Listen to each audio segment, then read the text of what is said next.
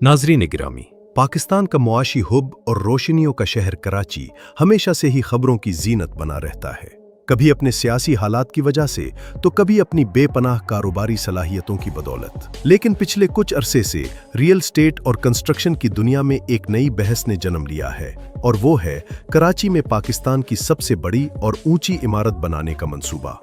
ये बात सिर्फ एक अफवाह नहीं है, बल्कि इसके पीछे सरमायाकारों की संजीदा कोशिशें, इंजीनियरिंग के शाहकार और मुस्तकबिल के जदीद शहर का खाका मौजूद है। जब हम दुनिया के बड़े शहरों की तरफ देखते हैं, चाहे वो न्यूयॉर्क हो, शंघाई हो या हमारे पड़ोस में दुबई, तो हमें वहाँ फलक बॉस इमारतें नजर आती हैं जो न सिर्फ इस मुल्क की तरक्की का मुंह बोलता सबूत होती हैं, बल्कि सयाहत और मईशत को भी चार चांद लगाती हैं। अब यही ख्वाब पाकिस्तान में भी देखा जा रहा है कि कराची के साहिल या उसके अहम तिजारती मरकज में एक ऐसी इमारत खड़ी की जाए जो न सिर्फ पाकिस्तान बल्कि खित्ते की बुलंद तरीन इमारतों में शुमार हो। आज की वीडियो में हम इसी मंसूबे का बारीक बीनी से जायजा लेंगे कि आखिर ये मंसूबा है क्या, इसकी जरूरत क्यों पेश आई और सबसे अहम बात ये कि क्या कराची की जमीन और यहाँ का इंफ्रास्ट्रक्चर इतना बोझ उठाने के काबिल है या नहीं। दोस्तों, जब भी किसी मुल्क में सबसे ऊंची इमारत बनाने का ऐलान होता है तो इसके पीछे सिर्फ ईंट और पत्थर जोड़ना मकसद नहीं होता, बल्कि ये एक स्टेटमेंट होती है। ये दुनिया को बताने का एक तरीका होता है कि हम माशी तौर पर मुस्तहकम हैं और हमारे पास टेक्नोलॉजी की वो ताकत मौजूद है जो बादलों को छूने वाली इमारतें बना सकती है। कराची में उस वक्त भी कई बुलंद इमारतें मौजूद हैं, जिनमें बहरिया टाउन आइकॉन टावर सरे फहरिस्त है। लेकिन जिस मंसूबे की बातें अब हो रही हैं वो इससे कहीं बड़ा और मुख्तलिफ है। इस नए मंसूबे के तहत एक ऐसा स्ट्रक्चर बनाने की तजवीज़ है जो न सिर्फ रिहायशी मकासद के लिए इस्तेमाल हो, बल्कि वो एक मुकम्मल वर्टिकल सिटी यानी अमूदी शहर हो। इसका मतलब ये है कि इस एक इमारत के अंदर दफातर, शॉपिंग मॉल्स, होटल्स, अपार्टमेंट्स और तफरीह की तमाम सहूलियात मौजूद होंगी। इस तरह के मेगा प्रोजेक्ट्स का मकसद शहर के फैलाव को रोकना होता है। कराची उफुकी तौर पर यानी जमीन पर बहुत ज्यादा फैल चुका है, जिसकी वजह से ट्रांसपोर्ट और दीगर मसाइल बढ़ रहे हैं। माहिरीन का मानना है कि अब कराची को ऊपर की तरफ यानी बुलंदी की जानिब बढ़ना होगा ताकि कम जमीन पर ज्यादा लोगों को बसाया जा सके और कारोबारी सरगर्मियां एक जगह मरकूज हो सके। नाजरीन गिरामी, इस मंसूबे की सबसे अहम बात इसकी लोकेशन और इस पर आने वाली लागत है। आम तौर पर ऐसे प्रोजेक्ट्स के लिए क्लिफ्टन के साहिली इलाके या फिर मुस्तकबिल में बनने वाले नए जजीरों या नए हाउसिंग प्रोजेक्ट्स का इंतखाब किया जाता है। इसकी बड़ी वजह यह है कि इतनी बड़ी इमारत को एक आइकॉन के तौर पर पेश करना होता है जो समंदर के किनारे से वाज़ेह नजर आए। ताहम इस तरह की इमारत बनाने के लिए अरबों डॉलर की सरमायाकारी दरकार होती है। ये सरमायाकारी सिर्फ इमारत खड़ी करने के लिए नहीं होती, बल्कि इसके लिए जमीन की मिट्टी को तैयार करना सबसे महंगा काम होता है। कराची चूंकि एक साहिली शहर है, इसलिए यहाँ की मिट्टी नरम है और पानी की सतह काफी ऊपर है। ऐसे में दुनिया की सबसे बड़ी इमारतों में शामिल होने वाला कोई भी टावर बनाने के लिए जमीन के अंदर कई 100 फुट गहरी बुनियादें खोदनी पड़ती हैं। ये इंजीनियरिंग का एक इंतहाई पेचीदा अमल है जिसे पाइलिंग कहा जाता है। इस मंसूबे के लिए बैनुल अक़वामी सरमायाकारों की दिलचस्पी बहुत जरूरी है, क्योंकि मकामी सतह पर इतना बड़ा सरमाया इकट्ठा करना एक मुश्किल अमर है। अगर ये मंसूबा पायले तकमील तक पहुंचता है तो इससे कंस्ट्रक्शन इंडस्ट्री से वाबस्ता 40 से 50 दीगर सनतें भी चल पड़ेंगी, जिनमें सीमेंट, स्टील, शीशा और लकड़ी की सनत शामिल है। दोस्तों, अब आते हैं इस मंसूबे के तकनीकी पहलुओं की तरफ, जो इस पूरे आइडिया की रीढ़ की हड्डी हैं। इतनी बुलंदी पर इमारत बनाना कोई बच्चों का खेल नहीं है। जब आप 200 या 300 मीटर से ऊपर जाते हैं तो वहां हवा का दबाव जमीन की निस्बत बहुत ज्यादा होता है। आम घर या छोटी इमारतें तो हवा के सामने रुकावट बनकर खड़ी रहती हैं, लेकिन फलक बोस इमारतों को ऐसे डिजाइन किया जाता है कि हवा उनके साथ टकरा कर गुजर जाए या इमारत हवा के साथ हल्का सा लचक खाए। अगर इमारत बहुत ज्यादा सख्त हो गई तो तेज हवा या तूफान में उसके टूटने का खतरा होता है, और अगर ज्यादा लचकदार हो गई तो अंदर रहने वाले लोगों को चक्कर आएंगे। कराची में समंदरी हवाएं सारा साल चलती हैं, इसलिए इस मुजव्विज़ा इमारत का डिजाइन एरोडायनामिक उसूलों पर बनाना होगा। इसके अलावा कराची फॉल्ट लाइंस के करीब भी वाक़े है, यानी यहाँ जल्जले का खतरा भी मौजूद रहता है। लहदा इस इमारत को जल्जले के शदीद झटके बर्दाश्त करने के काबिल बनाना इंजीनियर्स के लिए सबसे बड़ा चैलेंज होगा। इस मकसद के लिए इमारत की बुनियादों में खास किस्म के डैम्पर्स या शॉक जाजिब करने वाले आलात लगाए जाते हैं जो इमारत को गिरने से बचाते हैं।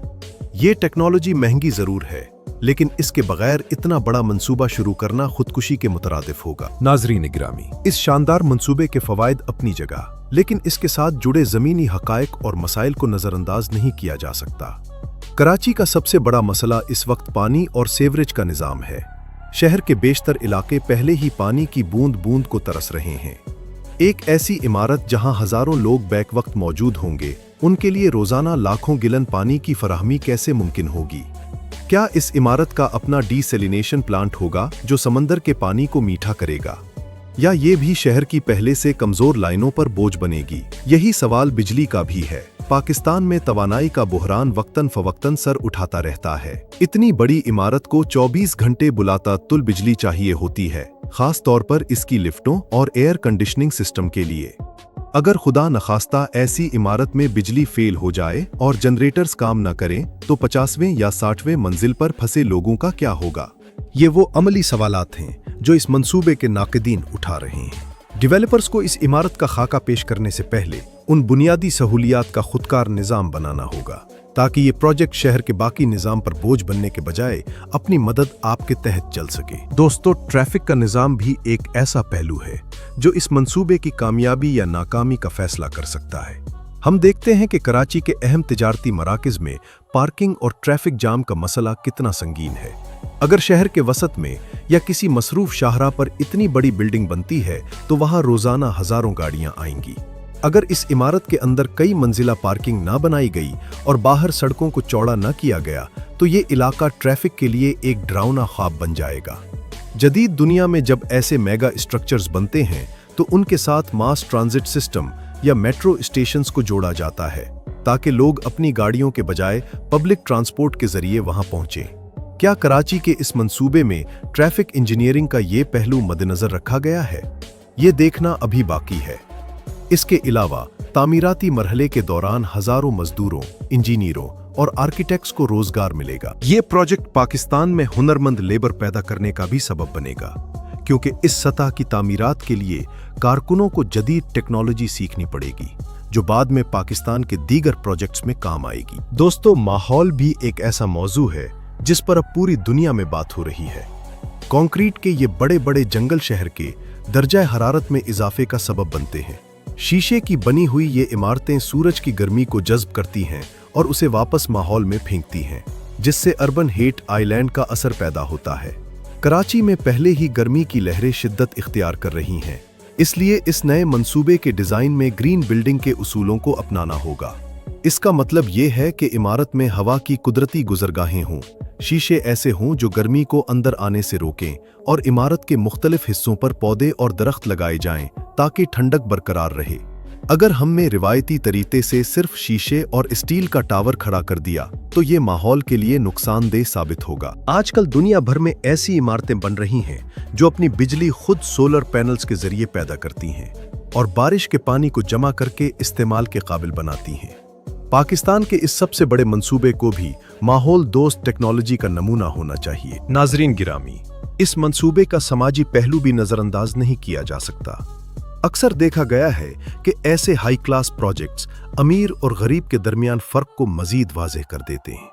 एक तरफ बादलों को छोती हुई पुरतायुश इमारत होती है और उसके साये में कच्ची आबादियां या टूटी फूटी सड़कें होती हैं। तरक्की का असल मकसद तब पूरा होता है जब उसके असरात आम आदमी तक भी पहुंचे। हुकूमत और डेवलपर्स को ये यकीनी बनाना होगा कि इस प्रोजेक्ट से हासिल होने वाला रेवेन्यू या टैक्स शहर की बेहतरी पर भी खर्च हो।